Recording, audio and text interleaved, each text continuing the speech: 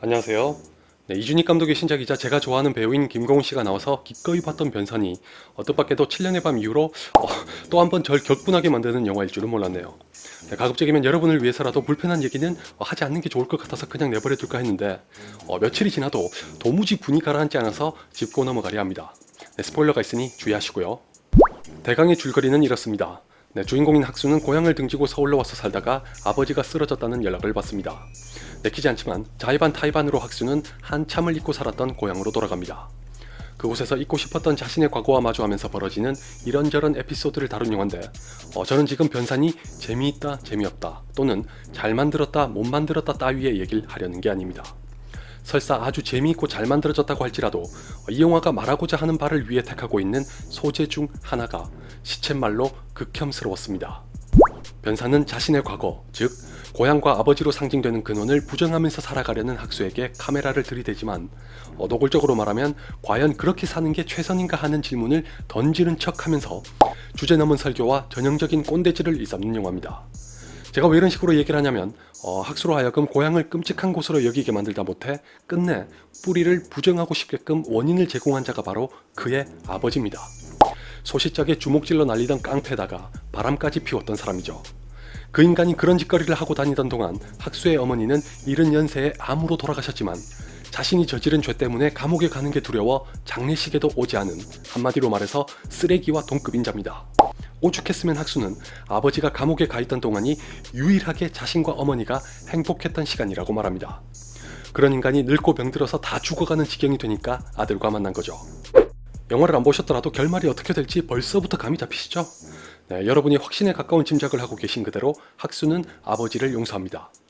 그것까진 그렇다고 쳐도 작가와 감독은 거기서 그치지 않고 아버지를 동정의 대상으로 그리면서 안쓰럽게 바라보도록 유도합니다. 신파가 빠지면 영화가 성립이 안 된다고 믿는 것 같은 한국 영화니까 당연하겠죠. 하필이면 딱 아들이 보는 앞에서 피를 흘리며 쓰러지고 아들은 오열하면서 미안하다고 합니다. 여기서 저는 이 영화의 작가와 감독에게 묻고 싶어졌습니다. 대체 학수가 왜 미안하며 왜 아버지 같지도 않은 아버지를 용서해야 할까요? 저만 이걸 납득할 수 없었던 건지 찾아봤더니 마침 이준익 감독이 이와 관련한 반응에 답한 게 있던데 솔직하게 말해서 가관이더군요. 네. 어떻게 해서 저걸 두고 개연성이라고 부를 수 있는 건지도 모르겠고 인과관계를 저렇게 엮은 신보는 더더욱 이해할 수 없습니다. 왜냐하면 이 영화는 작가와 감독이 교묘하게 학수의 친구들을 이용해 꼰대질을 합니다. 아버지가 쓰러졌다는 얘기를 듣고도 고향에 가지 않으려는 학수에게 친구들은 너도 아버지와 똑같은 사람이라는 막말을 하고 설상가상 문제의 선미는 최악의 오지랖으로 나옵니다. 학수에게 전화한 장본인이 선미고 설상가상 아버지에게 잘해주지 않는 학수를 보며 후레자식이라고 욕하거든요.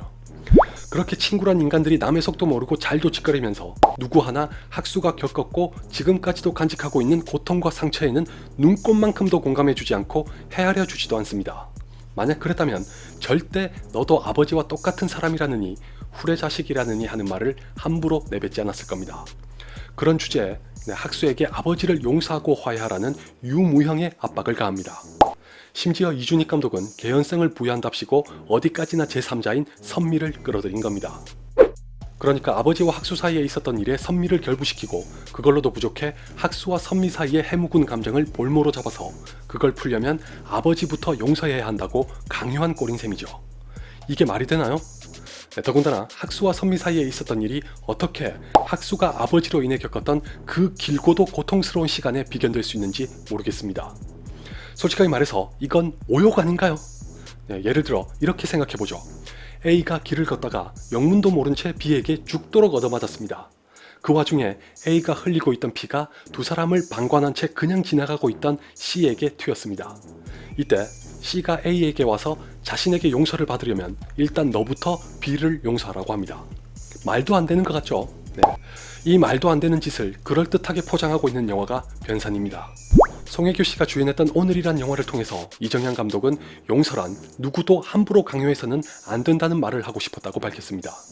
작년에 제게 가장 인상적인 영화였다고 했던 맨체스터 바이 더 씨는 수많은 영화와 드라마 그리고 TV 프로그램이 짓거리는 것과 달리 누군가의 고통과 상처는 결코 쉽게 극복할 수 있는 게 아니라고 전합니다. 그리고 저는 몇 주 전에 여중생 A의 가이드 리뷰에서 이렇게 말했습니다.